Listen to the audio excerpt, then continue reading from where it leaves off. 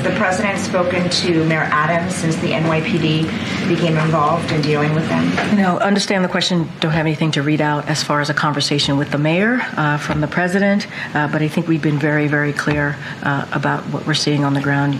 You mentioned what he said in 2017 after Charlottesville. He said about Trump's response then, Charlottesville for me was a moment where I thought silence would be complicity. Yeah. So how do you explain his silence this week? The president has not been silent on this issue when he launched the first ever anti-Semitism strategy to counter anti-Semitism, something that no other president did.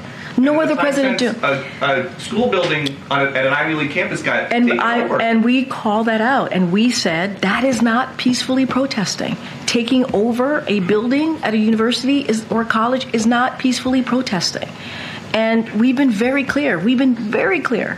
No one has ever done that before. Not any other administration has ever done that before. We're going to continue. We're going to continue to do the work. Respectfully, you didn't quite answer it. The question was, why hasn't the president been more forceful in talking about the protest? You talked about how he's talked about anti-Semitism. Specifically on the protest, why hasn't the president been more forceful on that? And I hear the question, Gabe, but respectfully, the president has been no other president has spoken about anti-Semitism than this president. But that's not the question. It's the protest. But I'm answering it in the way that I believe is the best way to answer your question, which is the president has been very, very clear.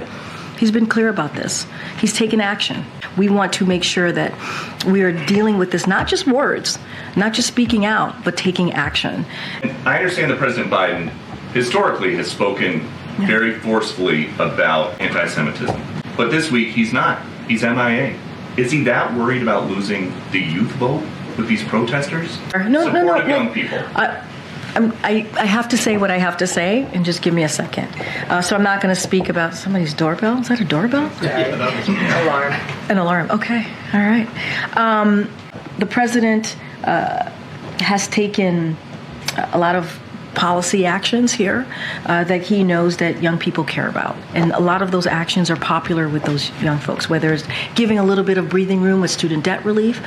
We made an announcement today, matter of fact, and we are going to continue to do that because we think it's important as families or as an American and you coming out of college and you want to build a family, buy a home, you have the opportunity to do that and not be crushed by student debt. The president understands how important it is to deal with that issue. Climate change, something that young people really, truly care about. One of the crises that the president said he came into having to deal with was the climate change crisis. As the president has taken aggressive action to deal with climate crisis. At home, there's been some dramatic images really across the country over the last 24, 48 hours, especially at the Columbia, UCLA last night, University of Madison, Wisconsin, other campuses.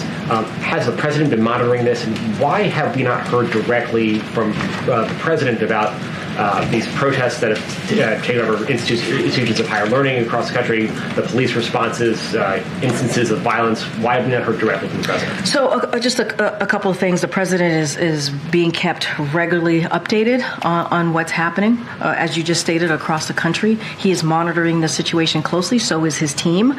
And I would just add that no president has spoken more forcefully about combating anti-Semitism than this president.